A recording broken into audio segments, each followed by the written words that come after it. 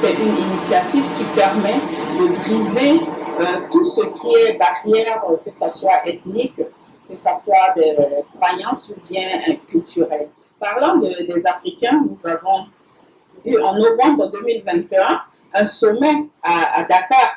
Et ce sommet a permis de mettre en place par la Chine en faveur des différents pays africains de 9 programmes dans le domaine de la santé, dans le domaine de la réduction de la pauvreté, dans le domaine de l'agriculture, mais aussi la promotion du commerce, parce que nous savons également que dans chacun des pays, il y a des avantages comparatifs pour chaque pays, mais aussi c'est un programme qui permet d'améliorer les conditions des investissements en faisant sa promotion, mais également l'innovation numérique. Nous savons que nous sommes maintenant à l'ère de la numérique, donc ça aussi fait partie de ces 9 programmes, y compris le développement vert. Nous parlons de plus en plus de climat vert ou bien une économie verte. Donc tout ça aussi, ça fait partie de ce programme, 9 programmes dont la Chine a fait la promotion, la ceinture et la route, ou bien cette initiative. L'objectif, c'est de créer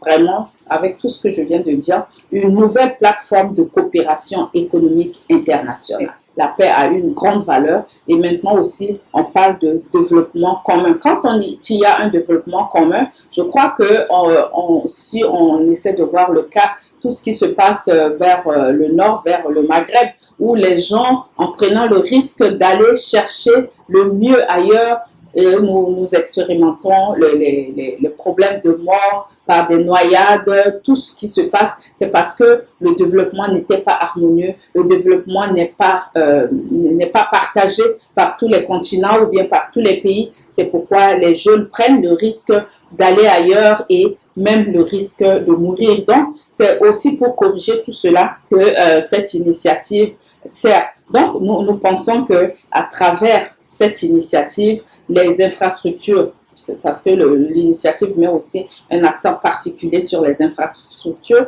Nous verrons, il y a les infrastructures routières, il y a les infrastructures aéroportuaires, etc., etc. Donc, c'est un accent particulier là-dessus et cela permet une interconnexion, une initiative basée sur une coopération gagnant-gagnant pour tous les pays. Une façon de moderniser la route de soie, donc c'est un peu relier les pays à travers les activités économiques, mais via les routes. Mais aussi, on a la route de soie maritime. Donc, ça aussi, c'est pour ceux qui ont accès à la mer. Donc, ils peuvent aussi utiliser la mer pour pouvoir partager ce qu'ils ont économiquement de meilleur aux autres pays et puis aussi en recevoir de l'autre. Mais le troisième aspect, c'est l'initiative de route de soie numérique. La République centrafricaine fut l'un des pays, les premiers pays d'Afrique centrale à avoir une coopération avec la Chine. Et cette coopération aujourd'hui est devenue de plus en plus fructueuse.